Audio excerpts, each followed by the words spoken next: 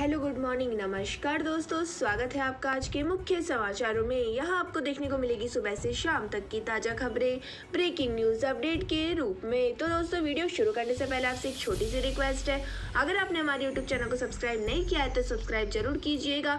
तो चलो दोस्तों शुरू करते हैं आज के पहले मुख्य समाचार। आजाद और हुड्डा की मुलाकात पर सियासी उबार, शैलजा ने लिखा कार्रवाई के लिए पत्र। हुड्डा बोले गुलाम नबी मेरे दोस्त, प्रभारी बंसल हाईकमान को भेजेंगे लेटर। तो दोस्तों हरियाणा के पूर्व मुख्यमंत्री भूपेंद्र सिंह हुड्डा और कांग्रेस से इस्तीफा दे चुके गुलाम नबी आजाद की मुलाकात को लेकर हरियाणा कांग्रेस में सियासी उबाल आ गया है। तो दोस्तों पूर्व प्रदेशाध्यक्ष कुमारी शैलजा ने हुड्डा के खिलाफ कार्रवाई के लिए प्रदेश प्रभारी विवेक बंसल को लेटर लिखा है, साथ ही शॉक्स नोटिस जारी करने की मांग की है। तो दोस्तों आपको बता दें कि पूर्व प्रदेशाध्यक्ष कुमारी शैलजा ने प्रदेश प्रभारी विवेक बंसल को पत्र लिखते हुए गुलाम नबी आजाद कांग्रेस के शीर्ष नेतृत्व पर लगातार निशाना साध रहे हैं और दोस्तों हर दिन सवाल खड़े कर रहे हैं, ऐसे व्यक्ति से भूपेंद्र सिंह हुड्डा क्यों मिले, इसके लिए उन्हें कारण बताओ नोटिस जारी करना चाहिए। तो दोस्तों आपको बता दें कि कुछ दिन पहले ही जम्मू कश्मीर के पूर्व सीएम गुलाम नबी आजाद ने कांग्रेस पार्टी से इस्तीफा दे दिया था और 2 दिन पहले हरियाणा के पूर्व मुख्यमंत्री चौधरी भूपेंद्र सिंह हुड्डा, पूर्व केंद्रीय मंत्री आनंद शर्मा और महाराष्ट्र के पूर्व मुख्यमंत्री पृथ्वीराज चव्हाण ने नई दिल्ली में गुलाम नबी आजाद से मुलाकात की थी। तो दोस्तों यह तीनों नेता G23 ग्रुप से जुड़े हुए हैं और करीब 2 घंटे तक चारों नेताओं के बीच बैठक हुई थी। हालांकि दोस्तों लंबी चली इस बैठक में बातचीत बाहर नहीं निकल पाई है, लेकिन गुलाम नबी आजाद ने कांग्रेस से आजाद होने के बाद कांग्रेस की 3 दिग्गज नेताओं की उनसे मुलाकात ने कांग्रेस में खलबली मचा दी है। इसी के साथ दोस्तों चलते हैं आज के अगले मुख्य समाचार की ओर। कश्मीर छोड़ चुके पंडितों की संपत्ति किराए पर लेगी सरकार, 600 से ज्यादा संपत्तियां किराए पर लेने का चल रहा विचार, करार इसी महीने से। तो दोस्तों कश्मीर घाटी से विस्थापित पंडित अपनी अचल संपत्ति सरकार को किराए पर दे सकते हैं। तो दोस्तों केंद्रीय गृह मंत्रालय घाटी के बाहर रह रहे पंडितों के इसी महीने से किराए पर संपत्ति लेने पर करार करने की तैयारी में है। तो दोस्तों शुरू में 692 ऐसे पंडितों की अचल संपत्ति किराए पर लेने पर विचार हो रहा है। तो दोस्तों आपको बता दें कि यह ऐसी संपत्ति है जिन्हें आर्टिकल 370 रद्द करने के बाद कब्जे से मुक्त कराकर असली मालिकों को सौंपा गया है।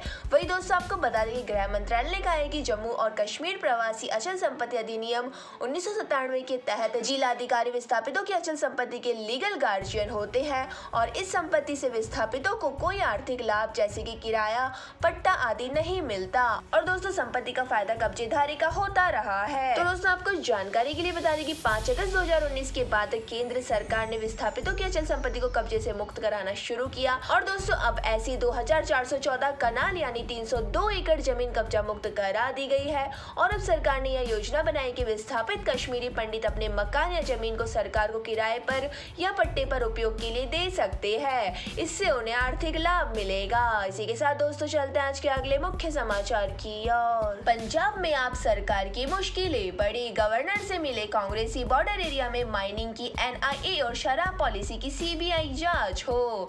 तो दोस्तों पंजाब में अकाली दल के बाद कांग्रेस ने आम आदमी पार्टी सरकार की मुश्किलें बढ़ा दी है। तो दोस्तों गुरुवार को पंजाब कांग्रेस के नेता चंडीगढ़ में गवर्नर BL पुरोहित से मिले।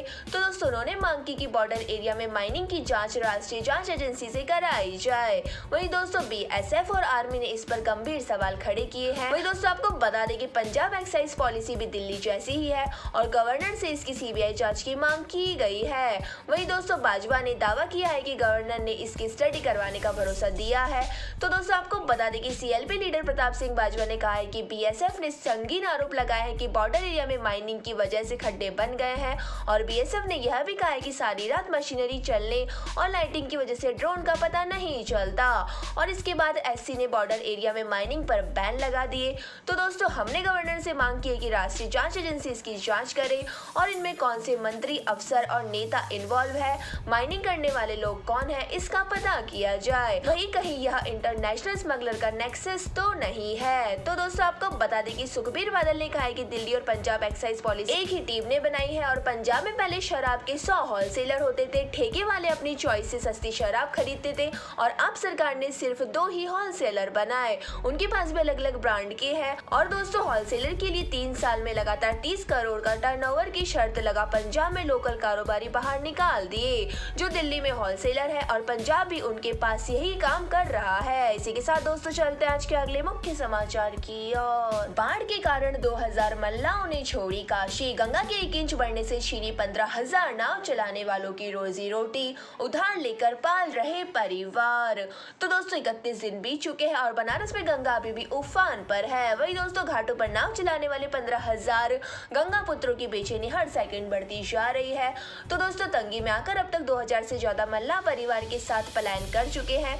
जो बचे हैं वो अपनी जान जोखिम में डालकर घाटों के किनारे बदी नाव की रखवाली कर रहे हैं। तो दोस्तों आपको बता दें कि बनारस के मल्लाह यूनियन के लोगों का कहना है कि बीते एक महीने से बनारस के 88 घाटों पर करीब 2000 से ज्यादा नाव एक दूसरे से बंधी हुई खड़ी है और यूनियन के नेता कमल सिंह कहते हैं कि 80 से लेकर राजघाट तक नाव चलाने वाले 15,000 से ज्यादा मल्लाह खाली बैठे हैं और बाढ़ का पानी घटने के बाद इनका काम कब शुरू हो पाएगा यह भी किसी को पता नहीं है। तो दोस्तों पानी नीचे उतरेगा, उसके बाद घाट पर जमा गाद और सिल्ट हटाई जाएगी और दोस्तों इसी में महीने भर का समय लगेगा और फिर नाव चलनी शुरू होगी। इसी के साथ दोस्तों चलते हैं आज के अगले मुख्य समाचार की ओर। हो चुके हैं यह 5 बड़े बदलाव। कॉमर्शियल गैस सिलेंडर 100 रुपए तक सस्ता। पीएम किसान योजना में केवाईसी न होने पर नहीं मिलेगा पैसा। तो दोस्तों आपको बता दें कि 1 सितंबर 2022 से कई बदलाव हुए हैं। इन बदलावों का असर आपकी जिंदगी पर भी हो सकता है। तो दोस्तों कॉमर्शियल गैस सिलेंडर के दामों में कटौती हुई है और दोस्तों दिल्ली में अब यह सिलेंडर 91.50 रुपए, कोलकाता में 100 रुपए, मुंबई में 92.50 रुपए और चेन्नई में 96 रुपए सस्ता मिलेगा। और दोस्तों इसी के साथ ही अगर आपका अकाउंट पंजाब नेशनल बैंक में है तो केवाईसी ना होने पर आपको अकाउंट चलाने में दिक्कत आ सकती है और इसके अलावा यमुना एक्सप्रेसवे पर यात्रा करने पर आपको ज्यादा टोल देना होगा। तो दोस्तों आपको बता दें कि इंडियन ऑयल की ओर से 1 सितंबर को जारी कीमतों के मुताबिक 19 किलो का कॉमर्शियल सिलेंडर सस्ता हो चुका है। वहीं दोस्तों राजधानी दिल्ली में इसकी कीमत 1976.50 रुपए से घटकर 1885 रुपए हो गई है। वहीं दोस्तों आपको बता दें कि पंजाब नेशनल बैंक के ग्राहकों के लिए केवाईसी करवाना अनिवार्य हो गया है और बैंक ने कहा था कि सभी ग्राहक 31 अगस्त से पहले अपनी केवाईसी करवा ले। तो दोस्तों आप इसके लिए अपने बैंक ब्रांच से संपर्क कर सकते हैं। वही दोस्तों आपको जानकारी के लिए बता दें कि अगर आप पीएम किसान सम्मान निधि योजना के लाभार्थी हैं तो आपको 31 अगस्त के पहले केवाईसी करा लेना जरूरी था और ऐसा ना करने पर अगली किस्त फंस सकती है और सरकार ने इस योजना के लिए केवाईसी को अनिवार्य कर दिया है। इसी के साथ दोस्तों चलते हैं आज के अगले मुख्य समाचार की ओर। एससी में रतन टाटा की याचिका पर सुनवाई। टाटा ने राडिया टैप लीक को प्राइवेसी का उल्लंघन बताया था। 8 साल ब्रेक के बाद फिर बैठी बेंच। तो दोस्तों राइट टू प्राइवेसी को लेकर रतन टाटा की याचिका पर सुप्रीम कोर्ट में सुनवाई होगी। तो दोस्तों जस्टिस डीवाई चंद्रचूड़, जस्टिस हिमा कोहली और जस्टिस पीएस नरसिम्हा की बेंच मामले की सुनवाई करेगी। तो दोस्तों आपको बता दें कि नीरा राडिया टैप लीक होने के बाद रतन टाटा ने 2011 में निजता के हनन को मुद्दा बनाकर याचिका दाखिल की थी। तो दोस्तों टाटा की ओर से दलील दी गई थी कि उनके फोन कॉल को बाहर लीक किया जा रहा है जो आर्टिकल 21(2) के खिलाफ है और इस याचिका पर अंतिम सुनवाई 2014 में हुई थी। तो दोस्तों आपको बता दें कि इस मामले में सुनवाई के दौरान टाटा की ओर से कॉर्पोरेट लॉबिस्ट नीरा राडिया की टैप में रिकॉर्ड बातचीत की रपट मुहैया कराने की मांग की गई थी। वहीं दोस्तों 2011 में एक सुनवाई के दौरान टाटा के वकील मुकुल रोहतगी ने कोर्ट से कहा था कि टैप में रिकॉर्ड बातचीत आयकर विभाग के महानिदेशक ने जो जांच रिपोर्ट बनाई है उसे सौंपा जाए ताकि वह इस मामले में टेलीकॉम सेवा प्रदाताओं पर कानूनी कार्रवाई कर सके। तो दोस्तों आपको बता दें कि इस बातचीत के बाद से 2G स्पेक्ट्रम घोटाले में नीरा राडिया की भूमिका पर सवाल उठने लगे हैं और दोस्तों इन टैप्स में देश के बड़े उद्योगपति रतन टाटा से फोन पर की गई बातचीत भी शामिल है। इसी के साथ दोस्तों चलते हैं आज के अगले मुख्य समाचार की ओर। पीयूष गोयल के घर जाकर मोदी ने की गणपति पूजा। पीएम पीले कुर्ते शॉल में आए नजर। मनु सिंघवी, स्वप्न दास गुप्त भी मौजूद थे।